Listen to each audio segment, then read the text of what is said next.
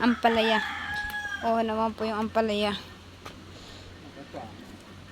Yan po kay Papa. Oo, namitas na po. Ito po yung ulam namin ngayong tanghali. Dalawa pong itlog.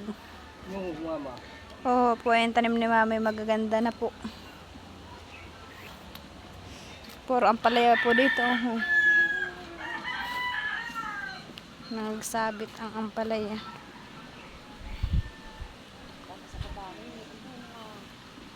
Oo nga po. Abay, ito pa po sa baba ang bunga. Oo po. Oo. Ay, ito pala. Dalawang magkasabid. Oo po. Ito naman po ay kabay.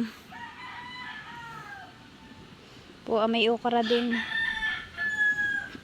Ako lang pala dito sa bahay ko. Alin?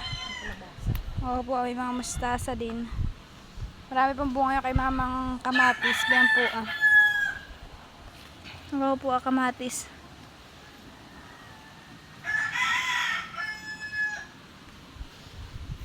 Oo po yung kay mamang okray. Malulusog. Po, marami din pong siling violet. Yan naglawit. Kagabi po yung ulam namin ay sitaw, adobong sitaw. Lagi lang po kami ditong ulam namin gulay. Marami po ditong gulay. Ang palaya pa lang po magsasawa na po. Madami po ba yun pa?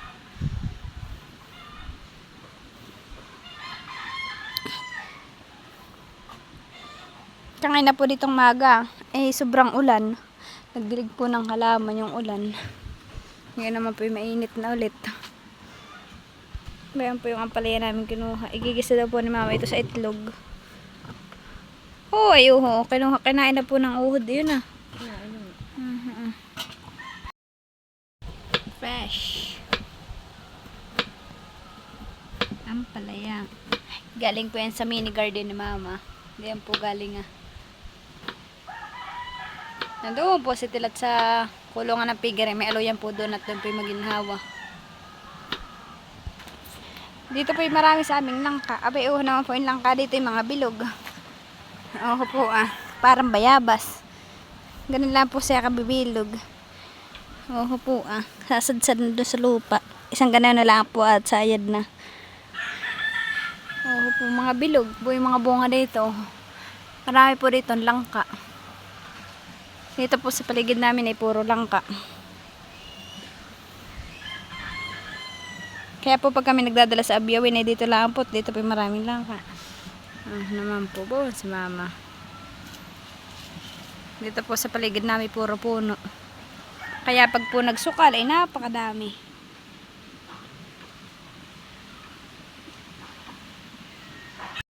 Po ang bunga. Bilugan. Ayan po si Tilata. Maigi ang hilata.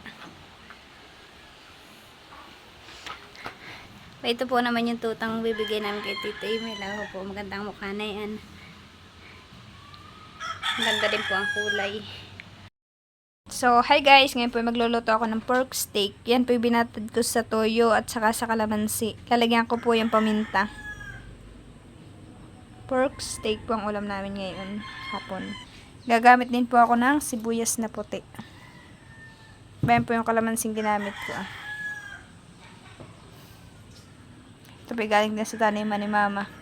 May tira pa pong okra at saka ampalaya. Isasapaw po ito sa sinaing at saka sa usawan na itoyo. Masarap po yan. Na-slice ko na po yung sibuyas na puti.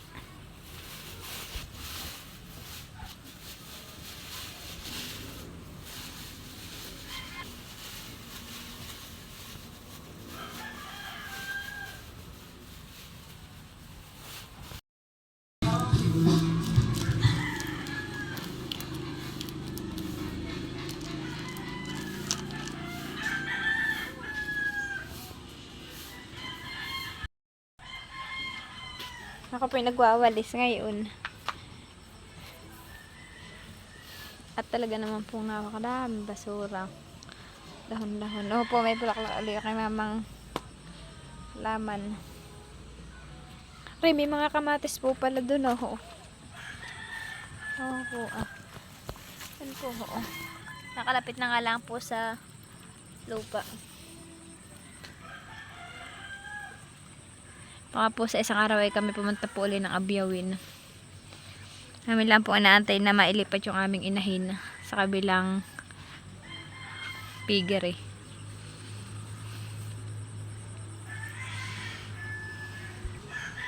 Ganda po na kay Mamang Antorium. Oo po Antorium. Mabulaklak po ulit at gawa ng lagi pong naulan dito.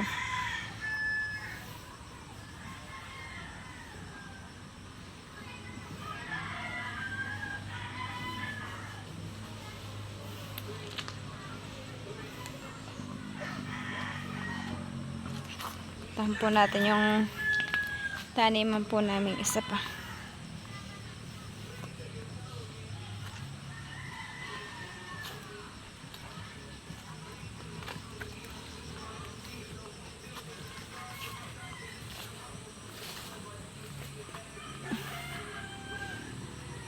Oh po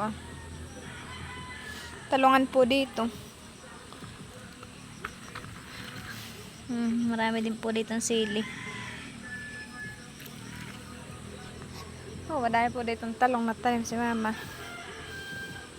Po malalaki na po. Mga minsan po may anihin po ulit kaming talong.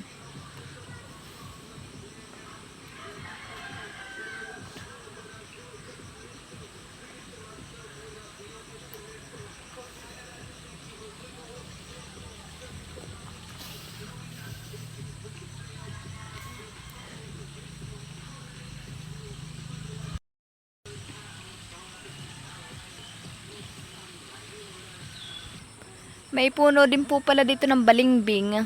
Bayan po Oo po puno ng balimbing.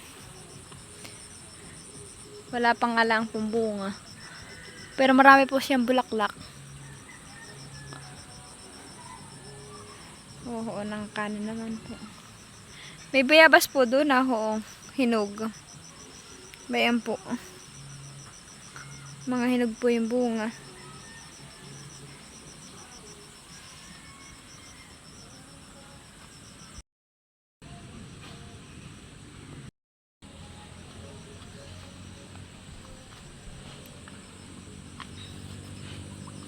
Malakas po ang agos ng tubig dito sa may amin. Po may soso. Ayan na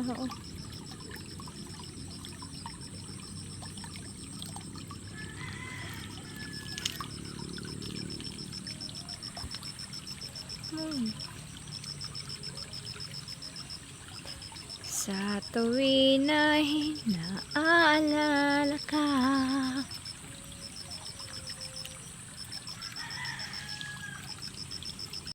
Po doon yan po yung ugin dito kung tawagin, pero ang tawag po ay senyorita.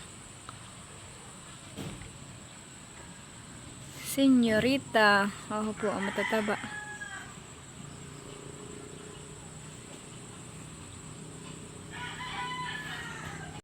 Lang na po ako ng mantika. Nilagay ko na po yung bawang. Ang inilagay ko na lang po sibuyas ay yung puti. Ayan po susunod ko na po yung pork.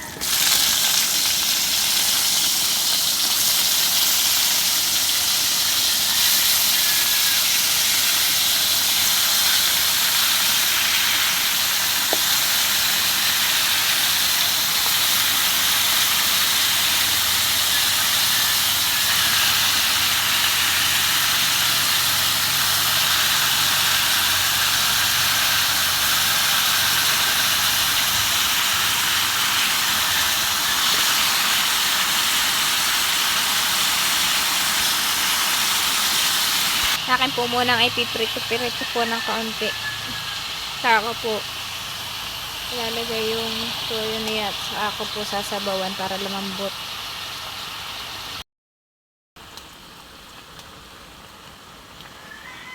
Papalambutin ko po muna yung karne.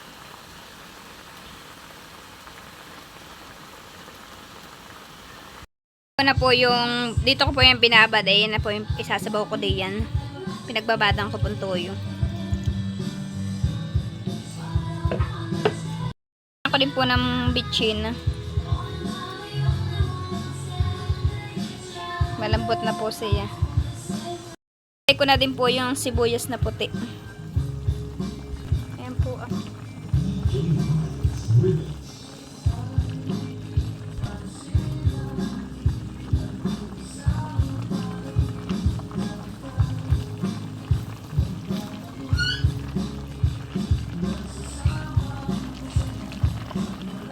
Ayan na po, ilagay ko na din po yung sibuyas na puti.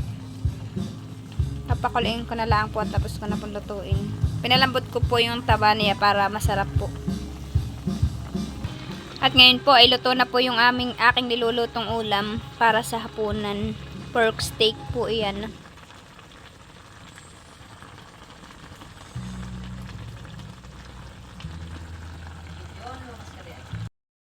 Yung aming ulam. Kain po tayo. Pork steak.